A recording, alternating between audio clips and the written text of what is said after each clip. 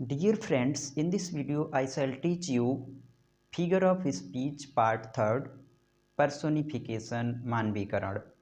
इस वीडियो में मैं आपको बताऊंगा कि फिगर ऑफ स्पीच में पार्ट थर्ड पर्सोनिफिकेशन यानी मानवीकरण अलंकार की डेफिनीशन क्या है, परिभाषा क्या है और उसके एग्जाम्पल क्या हैं और कैसे हम इसको आसानी से समझ सकते हैं। पर्सोनिफिकेशन मीन्स होता है मानवीकरण, यानी कुछ ऐसी वस्तुएं होती हैं जो नॉन लिविंग थिंग्स होती हैं, यानी निर्जीव वस्तुएं, जिन्हें अक्सर कई सेंटेंसेस में आवश्यकता अनुसार हम उन्हें मानवीकरण उनका कर देते हैं, यानी उनको जीवित मान लेते हैं। यानी निर्जीव वस्तुओं को हम जीवित वस्तुएं मान लेते हैं, तब वहाँ पर मानवीकरण होता है। तो यहाँ पर इस वीडियो में मैं आपको परिभाषा मानवीकरण की और उसके कुछ एग्जाम्पल बताने वाला हूँ।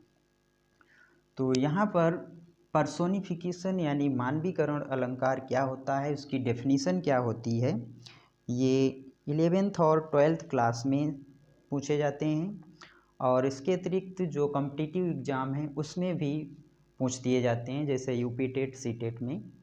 तो यहाँ पर मैं आपको बताऊंगा और सीटेट में भी मैक्सिमम 1 नंबर का पूछा जाता है। तो पर्सोनिफिकेशन की डेफिनीशन क्या होती है। Personification is a figure of speech. Personification is a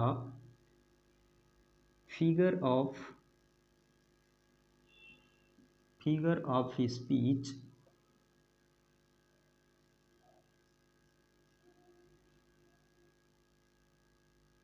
personification is a figure of speech where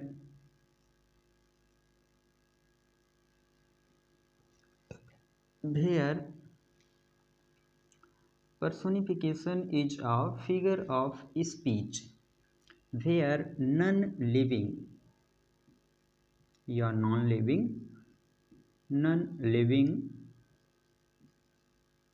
things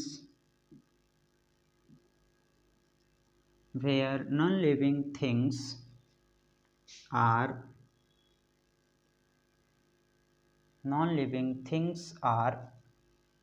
described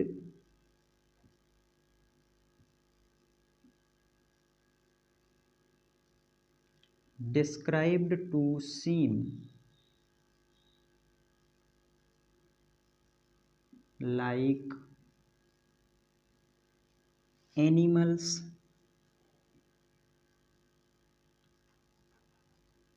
or human।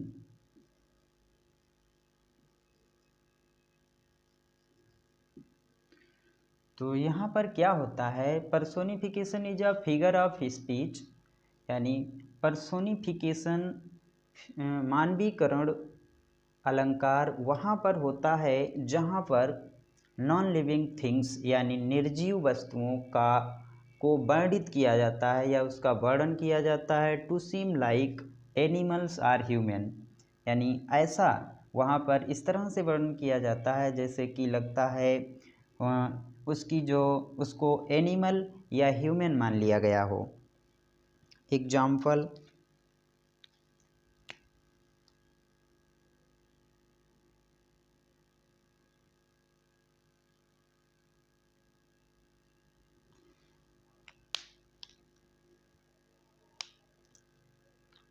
जैसे एक्सपीरियंस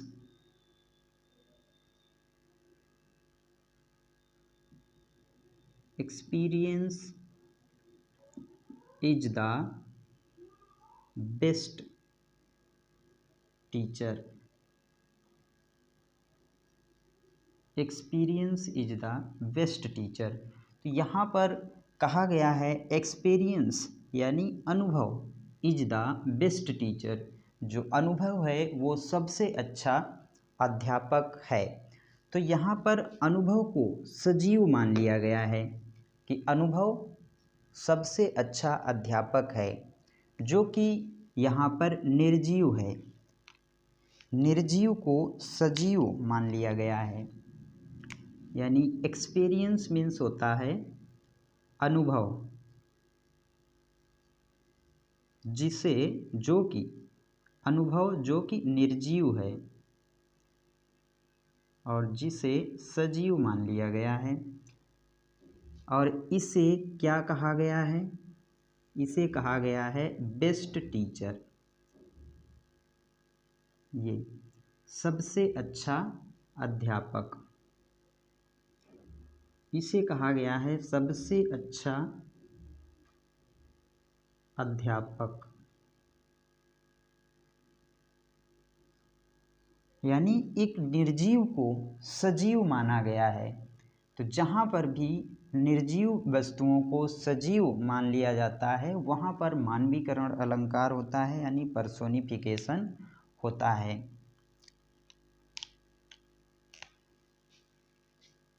नेक्स्ट है death.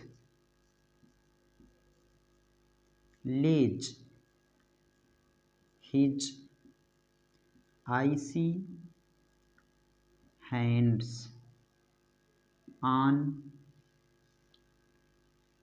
Kings. Death lays his icy hands on kings, यानी मृत्यु।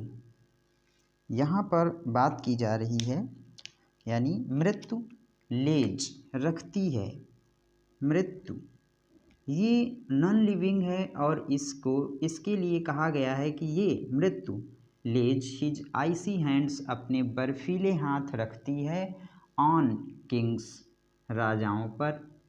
तो यहाँ पर इसका मानवीकरण किया गया है, इसे मानव या जीवित मान लिया गया है, यानी नॉन लिविंग थिंग्स को जीवित मान लिया जाता है, तब वहाँ पर पर्सोनिफिकेशन होता है। डेथ लेज हिज आइसी हैंड्स, यानी मृत्यु के बर्फीले हाथ। अब मृत्यु के हाथ तो होते नहीं हैं, लेकिन यहाँ पर ऐसा कहा गया है, इसलिए यहाँ पर पर्सोनिफिकेशन मानवीकरण अलंकार होगा। अब मैं आपको और एग्जाम्पल्स बताने वाला हूँ। नेक्स्ट है मोर एग्जाम्पल्स में फर्स्ट है the ocean danced in the moonlight. जो ओशन है यानी जो समुद्र है वो नाचता है इन द मूनलाइट, यानी चांदनी में या चांदनी के प्रकाश में।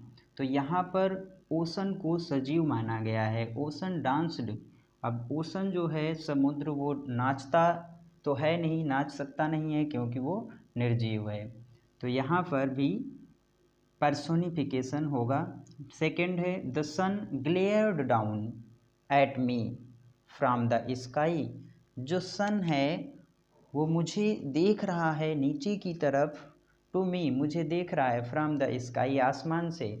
तो यहाँ सन को सजीव माना गया है, इसलिए यहाँ पर भी पर्सोनिफिकेशन होगा। Third the thunder grumbled like an old man. जो थंडर है यानी जो गर्जन है, गर्जना है, ग्रम्बलेड वो गड़गड़ा रहा है, लाइक एन ओल्ड मैन एक बूढ़े व्यक्ति के समान गड़गड़ा रहा है, यानी गर्जना या गर्जन एक बूढ़े व्यक्ति के समान गड़गड़ा रहा है। तो यहाँ पर भी इसको थंडर को सजीव माना गया है, इसलिए यहाँ पर भी पर्सोनिफिकेशन है। और यहाँ पर एक वर्ड लाइक भी आया है जो कि सिमिली में यूज होता है, लाइक और एज। तो अगर हम यहाँ पर एग्ज़ाम में लाइक को देखकर इसको सिमिली लिख देते हैं, तो अगर हम उस अनुसार सोचेंगे कि यहाँ पे लाइक दिया गया है तो सिमिली होगा, तो माना जा सकता है। लेकिन यहाँ पर अगर हम इस तरह से इसका अर्थ निकालते हैं कि इसका मानवीकरण किया गया है, तो यहाँ पे पर्सोनिफिकेशन ही होगा। नेक्स्ट फोर्थ है the moon weld her face. चांद ने अपने चेहरे को घूंघट की तरह से ढक रखा है। नेक्स्ट है, तो यहाँ पर भी पर्सोनिफिकेशन होगा, यानी चांद को सजीव माना गया है। 5 number opportunity knocks at the door but once. जो अवसर है वो एक बार दरवाज़ा खटखटाता है, केवल एक बार दरवाज़ा खटखटाता है। तो यहाँ पर अवसर को सजीव माना गया है कि वो दरवाज़ा खटखटाता है, इसलिए यहाँ पर भी opportunity knocks at the door but once, केवल एक बार अवसर दरवाज़ा खटखटाता है, तो यहाँ पर भी पर्सोनिफिकेशन होगा। 6 नंबर है this sea that bares her bosom to the moon, यह समुद्र जो कि वेयर्स हर बॉजम अपनी घनिष्ठता से, स्पष्टता से, टू द मून, मून को देखता है। तो यहाँ पर भी इस सी को सजीव माना गया है, तो इसमें भी पर्सोनिफिकेशन होगा। 7 नंबर है, truth sits upon the lips of dying man, जो सत्य है वो सिट्स बैठता है upon the lips of dying man, यानी मरते हुए व्यक्ति के होठों पर सत्य बैठता है। अब यहाँ पर ट्रुथ को सजीव माना गया है जबकि वो सजीव नहीं होता है, इसलिए यहाँ पर भी पर्सोनिफिकेशन होगा। नेक्स्ट 8 नंबर है, authority forgets a dying king, जो अधिकार है फॉरगेट्स भूल जाता है, और डाइंग किंग मरते हुए व्यक्ति को, जो अधिकार है वो मरते हुए व्यक्ति को भूल जाता है। तो यहाँ पर अथॉरिटी को भी सजीव माना गया है, जब इसलिए यहाँ पर भी पर्सोनिफिकेशन होगा। यानी ये सब निर्जीव थिंग्स हैं या ऑब्जेक्ट्स हैं जिन्हें सजीव माना गया है, और जहाँ पर नॉन लिविंग ऑब्जेक्ट्स को लिविंग माना जाता है वहाँ पर ही पर्सोनिफिकेशन होता है। 9 नंबर है, laughter holds both her sides, हंसी होल्ड्स पकड़ता है, बोथ हर साइड्स दोनों साइड्स को, यानी laughter holds both her sides, जो हंसी है, होल्ड्स या मजाक है, वो पकड़ता है दोनों साइड्स को। यानी अगर किसी व्यक्ति को कोई बात कहनी है खूब, जो किसी को अच्छी ना लगे वो बात कहना चाहता है, और वो अपनी बात को कह भी देता है व्यक्ति, और बाद में कहता है कि अरे दिल पे मत लेना, ये तो मैंने मजाक में कहा था। तो यहाँ पर laughter holds both her sides यही हो जाता है कि एक तरफ तो उसने अपनी बात को भी कह लिया और दूसरी तरफ कह दिया कि ये तो मजाक था, दिल पे मत लेना। तो इस तरह से लाफ्टर होल्ड्स यानी लाफ्टर पकड़ता है दोनों साइड को, यानी यहाँ पर लाफ्टर को क्या माना गया है, सजीव माना गया है। यानी क्या उसके हाथ होते हैं, उसके हाथ ही नहीं होते हैं तो वो सजीव कैसे होगा। तो यहाँ पर भी पर्सोनिफिकेशन होगा। द डेजी स्माइल्ड, गुलबहार, डेजी स्माइल्ड मुस्कराया। अब ये डेजी है, गुलबहार है, एक वृक्ष है, तो वो मुस्करा कैसे सकता है, लेकिन यहाँ पर कहा गया है कि daisy smiled at the morning sun, morning sun यानी जो सुबह का सूर्य है उसकी तरह से डेजी मुस्कराया, तो यहाँ पर भी पर्सोनिफिकेशन होगा। नेक्स्ट 11 है, लव इज ब्लाइंड, प्यार अंधा होता है।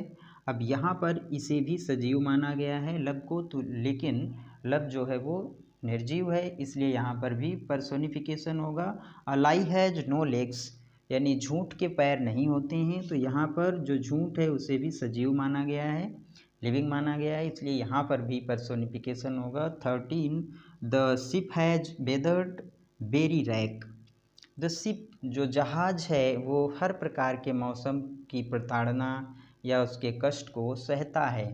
अब शिप है, ये कैसे सहेगा किसी प्रताड़ना को, तो यहाँ पर भी पर्सोनिफिकेशन होगा। Peace hath her victories no less renowned than wars, peace जो शांति है, हैथ रखती है, हर विक्ट्रीज अपनी विजयों को या विजय को, no less renowned than wars यानी युद्ध की अपेक्षा जो रिनोन्ड हैं उसके, उनसे ही वो शांति अपनी विजय को रखती है। तो यहाँ पर भी इसे पीस को मानवीकरण किया गया है, इसलिए यहाँ पर भी पर्सोनिफिकेशन होगा। Let not ambition mock their useful toil, यानी किसी महत्वाकांक्षा के कठोर परिश्रम की मजाक नहीं उड़ानी चाहिए, या मजाक, मॉक मीन्स मजाक नहीं बनाना चाहिए।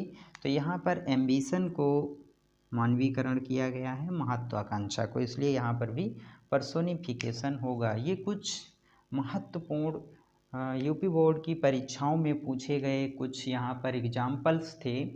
मुझे लगता है इनसे बाहर और कुछ भी नहीं पूछा जाएगा फर्स्ट ईयर और 12th में, तो आप इन्हें अच्छी तरह से पढ़ें और इनको नोट करें। तो इस वीडियो में इतना ही। और हाँ, अगर आपको ये वीडियो अच्छा लगा है तो आप चैनल को सब्सक्राइब करें और वीडियो को लाइक और शेयर करें। मिलते हैं नेक्स्ट वीडियो में, नेक्स्ट एक और अलंकार के साथ में। Thanks for watching.